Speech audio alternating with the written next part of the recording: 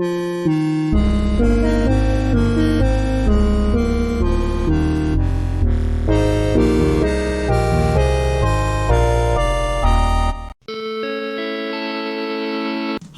I'm Super Train Station H. I'm an autistic rabbit-eared dogman from the moon with a severe grievance with the National Council on Severe Autism. The NCSA says that it wants to fight the spread of misinformation concerning autism and promote what it calls genuine awareness for autistic people whose survival and safety depends upon perpetual lifelong assistance and support.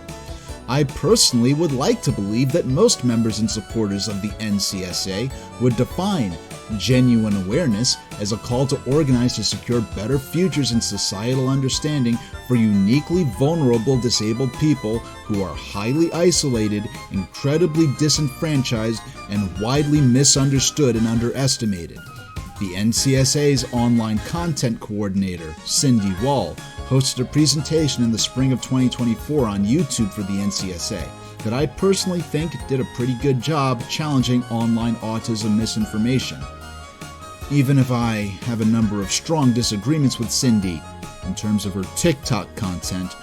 even if every detail of her YouTube webcast for the NCSA wasn't to the liking of certain neurodiversity activists, I personally found that particular presentation from her to be mostly balanced, largely non-judgmental, and a generally positive addition to the autism discussion that brought up some pretty good points. Unfortunately,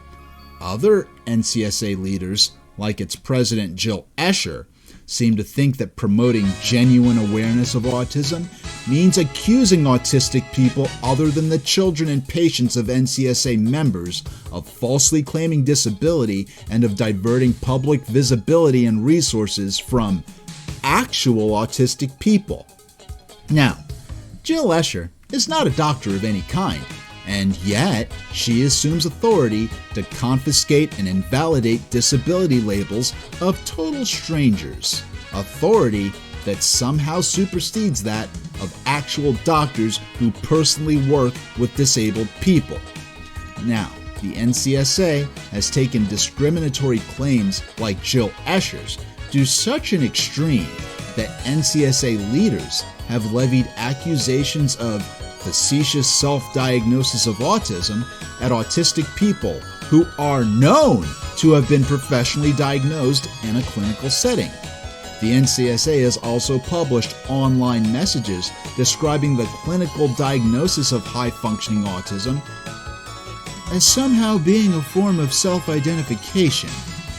These acts remove any debate for or against the validity of self-diagnosis from this equation and establishes that the NCSA can be reasonably understood only to accept the presence and visibility of autistic people who are deemed useful to the narrative pushed by some of their members.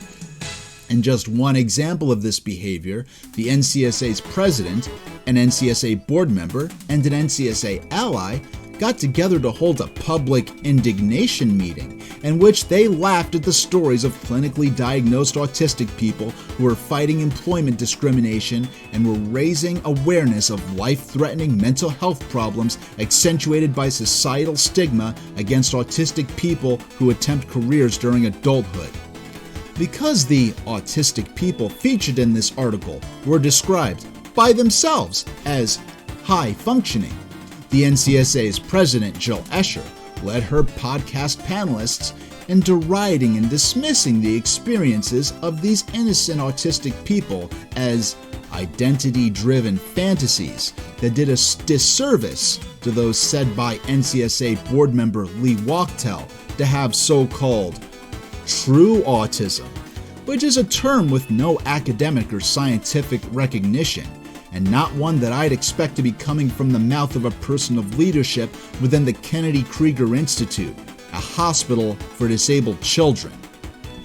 I personally have received disability support services that lie within the range of what the Kennedy Krieger Institute offers to disabled children, and as such, I would certainly hope that none of the disabled children currently served by Kennedy Krieger Institute grow up to be too successful, lest they face similar accusations from Dr. Wachtel, who used a different NCSA presentation to imply that the presence of high-functioning autism within current professional-grade diagnostic manuals is tantamount to a cancer patient being allowed to choose their own stage of cancer based on their identity preference.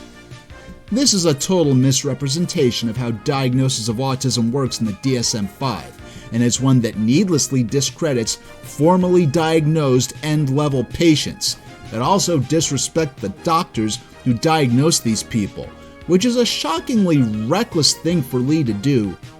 seeing as she's a doctor herself. In episode 39 of the NCSA's official podcast, they accused relatively higher-functioning autistic people simply for their being featured in a Spectrum News article about the impact of anti-autistic workplace discrimination, of therefore conspiring to censor the parents of autistic children who weren't able to attempt careers or live independently. The article in question discussed formally diagnosed disabled people who, in their own words, were shocked and confused and felt internally or permanently broken upon being diagnosed with autism spectrum disorder after seeking professional help for significant impairments to their daily functionality. They formed support groups and nonprofit organizations to overcome challenges and threats to their mental health. After Jill Escher deceptively read only the first 9% of this article out of context, calling it extreme and weird, Dr. Lee Wachtel reacted to the piece by accusing these people of, in her words, happily self-adopting autism as part of what she called a fetish and a fantasy. Lee said that by coming forward in that article with their lived experiences, that they had discriminated against relatively lower functioning autistic people in a manner that she likened to anti-Semitism. NCSA president and founder Jill Escher has claimed on one episode of the NCSA podcast that neurodiversity proponents are ideologically opposed to the success of autistic people, but then used a different episode of that same podcast series to discredit and ridicule autistic neurodiversity proponents who she felt were too successful to be called disabled or suffering. Accusing autistic self-advocates of opposing the success of autistic people while chiding autistic people when they are successful in a way recognized as such by the non-disabled world is only one of many contradictions posed by Jill's NCSA. Jill platforms guests who use the NCSA's stage to laugh at the idea of professionally diagnosed autistic people attending college or attempting careers or being involved in art and poetry, with NCSA board members and allies dismissing that thoroughly documented aspect of the history of autism as nothing but a mere personal theory, recently forced into autism discourse by falsely autistic online activists to erase the truth about autism. The NCSA accuses autistic self-advocates of replacing the truth about autism as a severe disability with feel-good neurodiversity propaganda stories and myths of savant talents and hyper-capability, only for these same people to then denounce autistic self-advocates for attempting to share personal stories of struggle, suffering, and difficulty, saying that they have no right to speak about suffering or impairment since they are, according to Jill, hyper-privileged and not disabled. The NCSA treats the mere ability for autistic people to tell their personal stories without NCSA approval and permission to not only be proof that these people can't possibly be disabled, but also as an act of cancellation against non-autistic parents and doctors who supposedly are the ones who should be in total control of discussion of autism.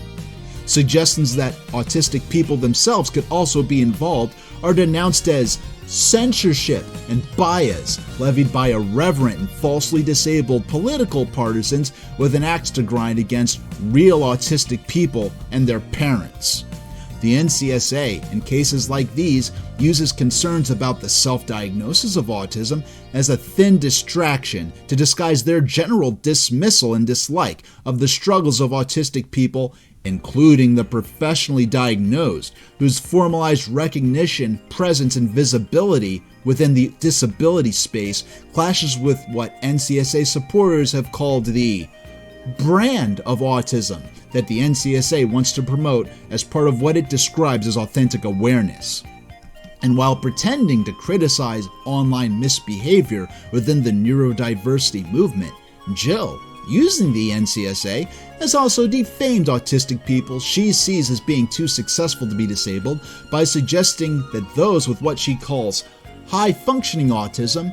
be re-diagnosed with personality disorders, an idea repeated on the NCSA podcast on multiple occasions, which in this context clearly serves to draw the personal character and trustworthiness of autistic people unfavored by the NCSA into question. Additionally, Jill has described the clinically conducted diagnoses of autistic people who possess reading or writing skills and use spoken language to be a violent absurdity committed against the autistic children of Jill and other NCSA members. Jill seems to consider the DSM-5 era autism guidelines to be a revisionist farce of the social media epoch for including those she calls high-functioning, an egregious error according to her that would have never stood in decades past. However, the type of autistic people targeted by the NCSA with these comments have been described in professional-grade diagnostic literature from the American Psychiatric Association as being severely impaired in clinically significant ways, not just today in the DSM-5 era, but over 30 years ago, even if they may not have always had the specific word autism in their formal diagnostic title.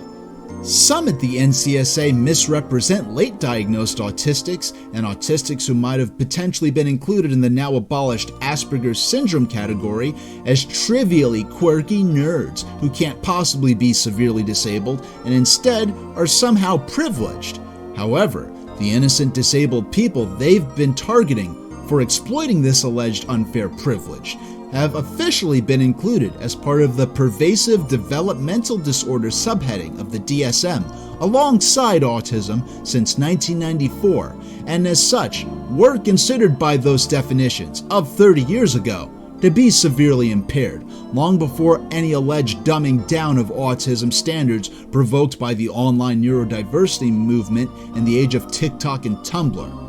So I remind you again that the DSM-4 standards of disability are those that many of these critics believe got these diagnoses right by keeping the autistic disorder and Asperger's syndrome as separate diagnoses.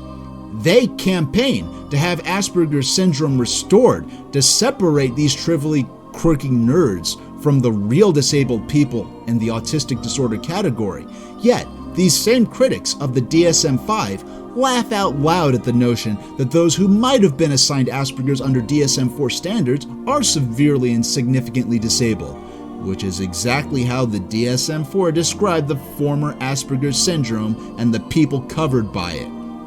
It's therefore absurd and hypocritical that many high-ranking NCSA personalities and allies now treat autistics that they consider high-functioning, who may have been considered Asperger's patients under 1994 descriptions, as unwelcome invaders who are intruding into the autistic community and into disability discourse, with those communities and subjects being things that they, according to the NCSA, have no genuine belonging in or stake in. Jill, as quoted on an NCSA podcast episode, called the eligibility of high-functioning autistics to be clinically diagnosed with ASD a great debacle within the history of autism, all in a cursory examination of the history of autism as recorded by objective sources absent of affiliation with the neurodiversity movement and online autistic self-advocacy, prove these derogatory claims untrue. Autistic people of all support needs levels and characteristic descriptions deserve better than this from the NCSA, a so-called advocacy group that solicits charitable donations from the public that helps fund this discriminatory organizing against innocent autistic people. Discriminatory organizing executed by a group whose non-doctor president is treated as an autism expert, in spite of her, on a serialized basis, having presented her clinically and scientifically incorrect, biased personal opinions as the so-called truth about autism and what she styles as authentic awareness. Regardless of standing disagreements the NCSA may have with the online neurodiversity activist community, some of which might not be entirely unfounded, I would certainly say that the caregiving family members of high support needs autistic people deserve to have their concerns represented by someone with the bare minimum discipline and decorum to refrain from publicly insulting people using disability slurs on social media, like Jill Escher does, in the manner of an angry teenager losing at an online video game, which perhaps is actually appropriate given that Jill is, in my opinion, an angry loser. I will explicate and analyze in extreme detail these and other instances of NCSA discrimination and defamation against autistic people whose struggles they deem so trivial as to be unworthy of mention, in spite of having been called clinically significant and severe 30 years ago, in my video series, Barrier Aggression, where I will provide extensive evidence for my concerns. My series in total has 21 parts, but in all honesty, anyone interested but pressed for time would best be served starting the series from part 14, as that episode summarizes many of the details I cover in the earlier episodes, and it benefits from the skills I learned in producing the older videos, though I would consider the entire series worthwhile for anyone with the interest, the time, and the patience. I will be engaging with these disability concepts using a mixture of terms used by the NCSA and familiar with the general public, as well as terms preferred by disabled community members, meaning I'm going to be discussing and using functioning labels and similar concepts, regardless of my personal approval of them or lack thereof. And by necessity, I'm also going to be discussing disability bigotry and lethal mental health outcomes, so if you can't handle that, please avoid my videos. The tone I take in this series might be compared to that of James Rolfe's angry video game nerd character, and therefore, I'm going to be swearing a whole lot, and my videos are not for kids. Anyone who watches my videos is not to contact, threaten, or attack anyone I discuss or criticize in my videos for any reason. I present this project for the sake of fighting disability discrimination, especially slanderous prejudice being passed off by nonprofit organizations as the so-called truth about disability. And please also understand that the concluding 4 episodes of my series cover issues of an especially serious nature, and while the final 4 parts do inform the angry tone I maintain throughout all of my videos in my project, Parts 18, 19, 20, and 21 will be ones with particular need for trigger warnings. And if anyone out there wants to skip to what might be considered the juicy parts in terms of my most serious concerns regarding the NCSA, the final 4 parts of my series would be the place to start. But of course, those 4 episodes are contextualized by the rest of my project. So anyone who wants to respond to or criticize or otherwise cover or discuss my videos should of course watch the entire series. Probably get ahead of a lot of questions you may have to ask me. Links are provided in the description of each video to an unlisted version free of background music, for the benefit of those wanting to cover my material without fear of copyright problems, and to help those who can better listen to and understand my discussion without the background music. This project is my completely independent work, and I have no affiliation with any bespoke disability activism initiative or organization. I'm an independent autistic self-advocate. Whether you stop here or watch my series through from the beginning, or start with part 14 as I'd recommend for those with a little less time, I want to thank you all for your time in watching this introductory video. I'll see you next time, and thanks for watching.